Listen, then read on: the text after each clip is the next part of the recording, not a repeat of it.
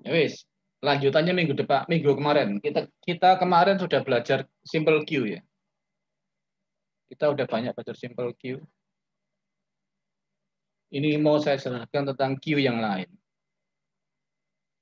Kalau kamu lihat di tab-nya yang di queue-nya di menunya MikroTik itu, pertama kan simple queue, kemudian ada queue tree, ada queue type. Berarti itu queue-queue yang lain. Nah, queue-queue ini agak advance. Yang paling gampang itu simple queue. Tapi Anda ada keterbatasan nanti di mana simple queue itu tidak bisa dilakukan. Ya bisa aja, cuma nanti mungkin butuh butuh butuh mangle, butuh akal-akalan yang lebih banyak. Jadi misalkan kalau pakai simple queue itu harus nambahin mangle ini, harus harus harus pakai mangle untuk koneksi, mangle untuk paketnya, ya, mangle untuk orangnya. Nanti kita lihat. Oke, nah ini ya kita kemarin belajar. Simple queue merupakan metode bandwidth management yang termudah. Yang paling simpel sesuai namanya, simple queue. Menu dan konfigurasi dilakukan untuk menerapkan simple queue cukup sederhana, mudah dipahami. Kamu ngerti, sisa. Yang penting ada targetnya. Simple queue itu basicnya target. Siapa yang mau kita queue, itu dimasukkan di target. Ya, targetnya berupa IP, berupa network, berupa subnet. Jadi itu targetnya. Kalau nggak ada targetnya, berarti semua. Berarti untuk semua. Tidak peduli, pokoknya yang lewat router itu akan di queue. Ya, meskipun namanya simple queue, sebenarnya parameter yang pada simple queue cukup banyak. Atau kemarin kita udah belajar tuh. Bisa menentukan jadwal, di advance-nya itu sudah bisa macam-macam. Ya. Bisa kita tambahkan berbagai macam kriteria-kriteria untuk queue-nya itu. Terus, nah, parameter dasar dari simple queue adalah target. Jadi yang penting itu targetnya. Jadi targetnya itu harus ditentukan dulu. Siapa? Untuk siapa queue-nya itu? Terus kemudian max limitnya. Max limit berarti adalah yang kemarin sudah kita belajar adalah maksimum yang bisa diberikan untuk target itu. Kalau minimalnya di set di limit add. Kalau limit add itu CAR-nya. Berarti berapa minimal yang pasti orang itu dapat. Yang pasti target itu dapat. Itu di limit add. Ya. Oke. Nah, ini yang menu kita simple queue kemarin itu ya. Ada targetnya mesti. Ada max limitnya. Di advance-nya bisa kita pasang limit add-nya. Minimal berapa dia dapat. Untuk upload dan untuk download. Itu simple queue. Kemarin kita sudah belajar banyak panjang lebar di sana. Nah, berikutnya adalah Q3. Q3 merupakan fitur bandwidth management ya, yang ada di MikroTik, tapi nggak sederhana, cukup kompleks. Jadi lebih advance. Pendefinisian target yang akan dilimit pada Q3 tidak dilakukan secara langsung dengan penambahan pada rule queue-nya, nggak seperti simple queue.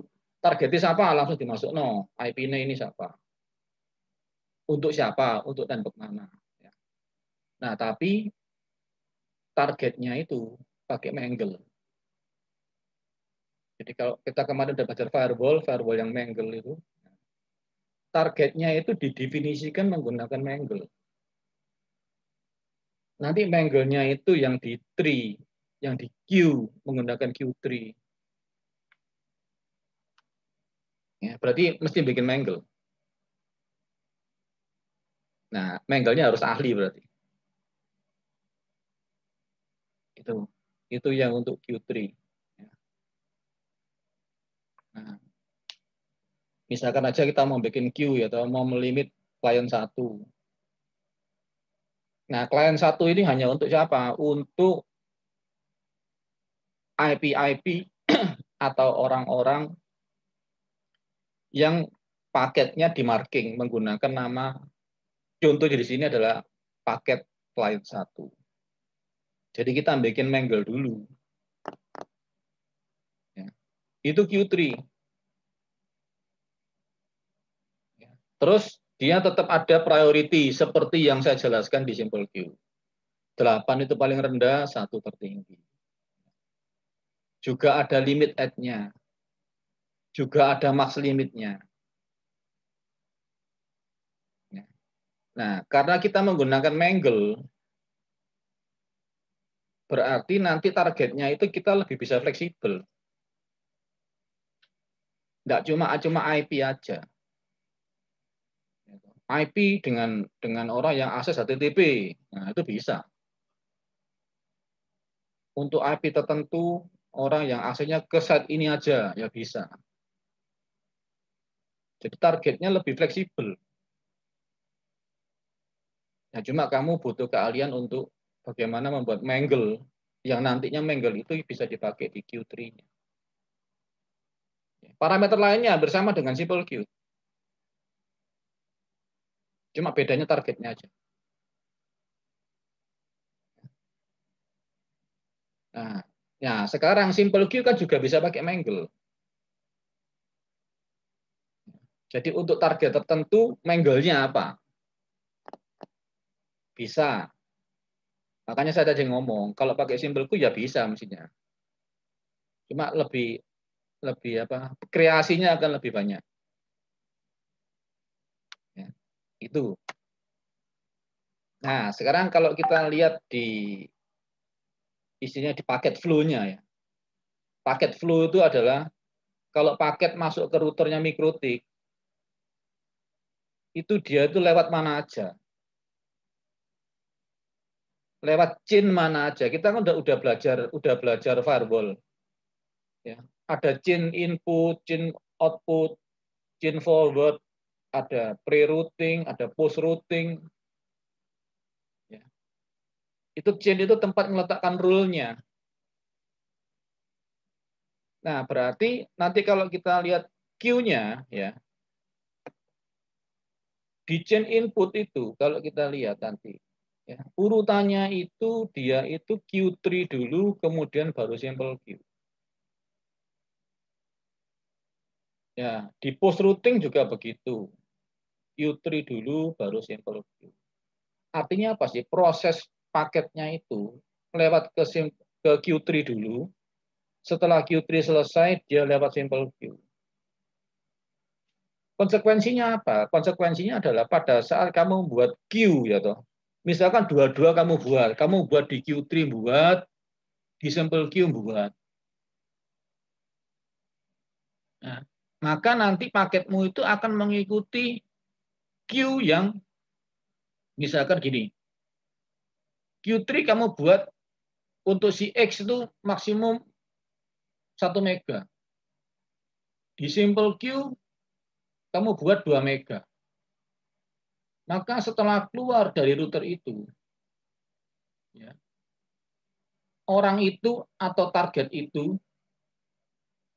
atau mangle untuk target itu, kenanya yang 1 mega. Karena ini satu, kamu set Q1 mega, di sini maksimumnya 2 mega. Misalkan. Maka dia kena yang rendah. Juga sebaliknya, kalau di sini misalkan Q3-nya 2 mega, max limitnya, di simple Q-nya 1 mega, dia kena di simple Q-nya 1 mega. Jadi selalu ngambil yang paling. Jadi Q3-nya jalan habis dulu, kemudian baru jalan simple Q. Sama. Jadi itu batasan-batasan yang mesti kamu ketahui tentang bedanya apa sih antara simple Q dan Q3. Nah, ini yang lain. Q-types. Yang sebelah kanannya lagi.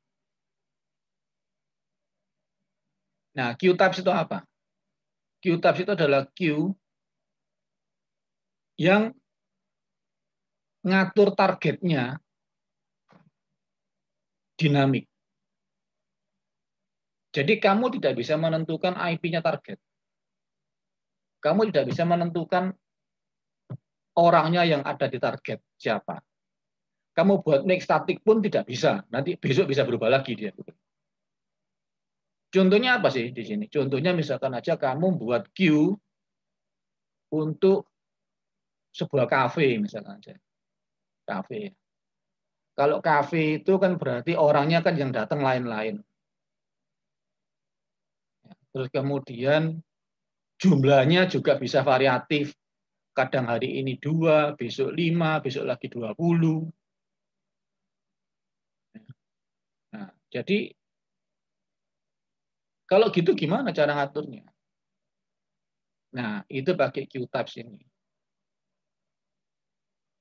Jadi orang itu laptopnya nggak selalu on loh. Kadang-kadang bisa on, kadang-kadang bisa off, masuk lagi, keluar lagi gitu. Kan bingung menentukan jumlahnya berapa. Kamu bagi jumlah berapa misalnya. Jadi kalau kita mau pakai simple queue ya repot toh. Kita nggak tahu orangnya siapa, IP-nya berapa, dapat IP berapa ya nggak tahu. Nah, nanti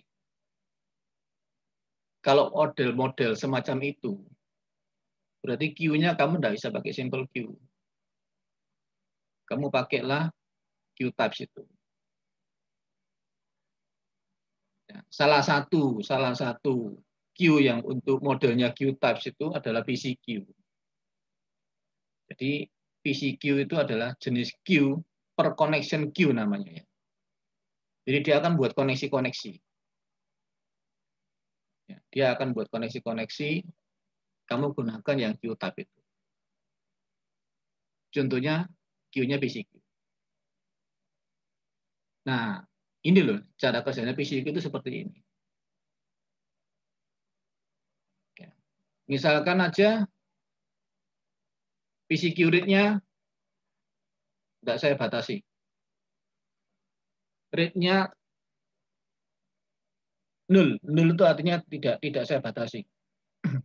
Boleh apa berapapun juga. Cuma max limitnya aja yang saya batasi 512. Jadi saya punya bandwidth 512 kilo. Kalau misalkan yang di cafe itu yang datang cuma satu orang, yang pakai cuma satu user, maka dia akan dapat maksimal 512 itu. Kalau datang orang kedua, dia menghidupkan laptopnya, terus dia jalan, dia dapat dari DHCP, terus kemudian dia akses ke access point, dapat DHCP, dia jalan. Berarti kan ada dua orang yang jalan di queue itu. Nah, dia akan kena 512 itu terbagi 2. Terus gerudukan lagi datang 5 orang. Buka laptop semua. 7 orang berarti itu. Masing-masing akan 512 tak bagi. Secara otomatis berarti tidak bisa mendominasi. Jadi orang-orang itu pasti akan dapat 73 maksimumnya. Itulah model PCQ. Nah, sekarang kalau ini kali ini kan PCQ rate-nya 0, artinya nggak saya batasi. Sekarang kalau PCQ rate-nya saya batasi, misalkan saya kasih 128. Nanti di PCQ ada PCQ rate.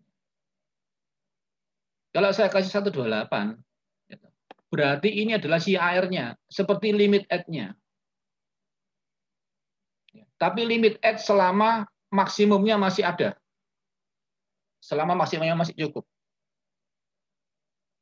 Contoh, seperti tadi. Aku punya bandwidth 512. Berarti max limitnya saya 12, tapi PCQ rate-nya saya 128 kilo. Berarti kalau ada 2 orang yang masuk, atau 1 orang yang masuk, orang itu dapat 128.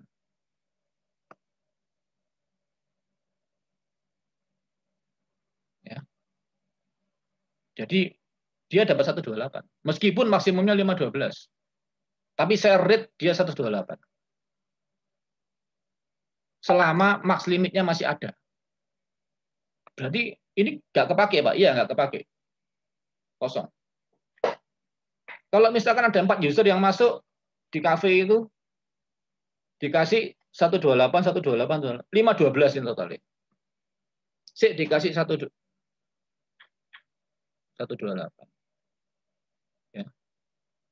Tapi begitu 7 orang yang masuk. Ya. Kalau kemarin yang kita belajar simple queue kan limitnya kita penuhi dulu. Baru sisanya dibagi rata. Sesuai dengan prioritas. Kalau ini enggak. Berarti kalau 7 orang yang masuk ya langsung aja ini dibagi 7. 73, 73, 73, 73. Nah, berarti kalau begini ya setiap orang masing-masing maksimumnya 128. Sesuai dengan rate yang kamu izinkan. Selama sisanya masih ada. Kalau sisanya sudah nggak ada, lebih banyak penggunanya, ya dibagi rata ke penggunanya. Itulah PCQ.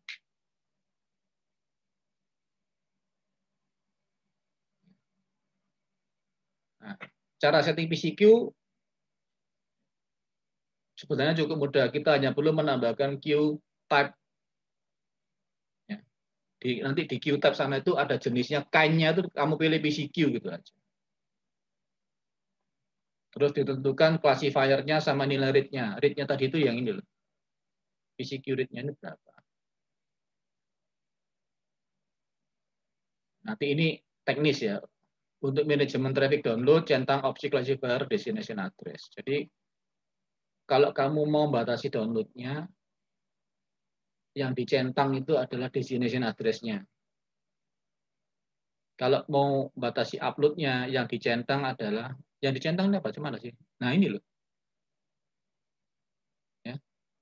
Ini untuk PCQ download. Kalau PCQ download, yang saya centang adalah destination address. Nanti aja kalau kita praktek. Kalau PCQ upload, yang dicentang adalah source-nya. Karena kalau upload, yang dilihat itu adalah source-nya.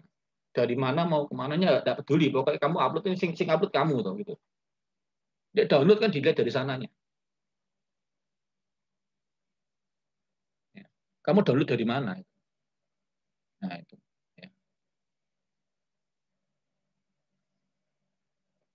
Nah ini cara kerjanya. Tapi ini agak teknis ya. Jadi agak teoritis. Nah bagaimana kok PCQ bisa bekerja kayak tadi itu gitu. Nah cara kerja dia adalah dia membuat semacam apa ya? Kalau ada banyak orang gitu, jadi dia membuat stream-stream, seperti rangkaian-rangkaian data. Dia membuat stream.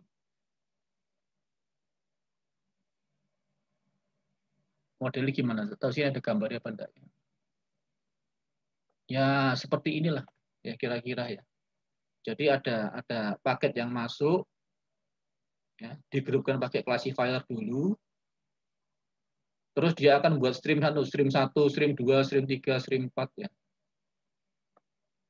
Stream-streamnya itu ya sesuai dengan jumlah user yang masuk. Ya. Nanti modelnya dia adalah menggunakan Vivo. Vivo itu adalah yang first in first out. Totalnya nanti semua ini berapa adalah yang di max limitnya itu. Jadi dia membuat semacam kereta api untuk orang A, kereta api untuk user kedua, stream untuk user ketiga, user keempat ya. Seperti itulah cara kerjanya. Terus dia lihat streamnya itu masing-masing.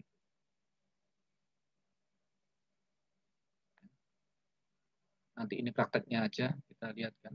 Ya.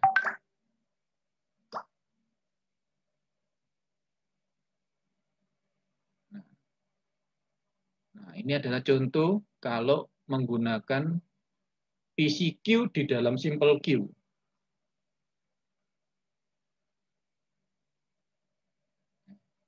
Jadi kamu di simple queue-nya, kamu bisa menggunakan queue types di sini ada queue types-nya. Ya. PCQ upload, PCQ download. Nanti aja, itu pada saat kita praktek aja.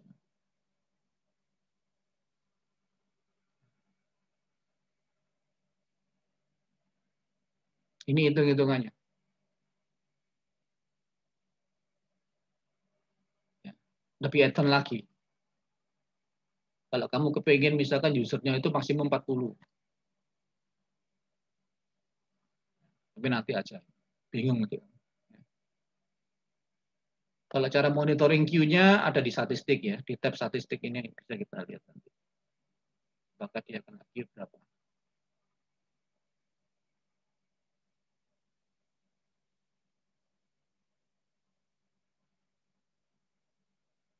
Nah, ini nanti yang penerapannya.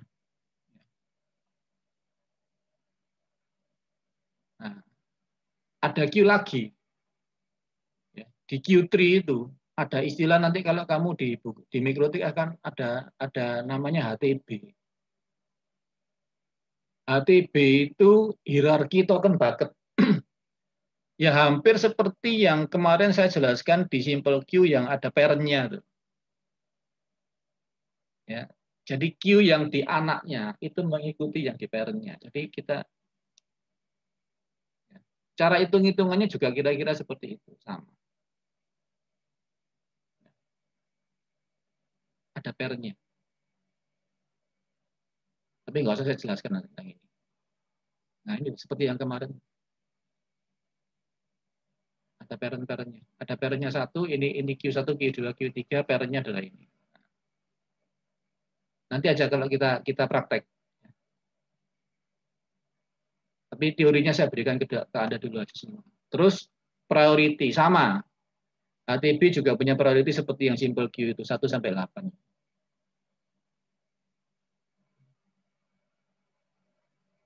Nah, ini contoh soal nanti.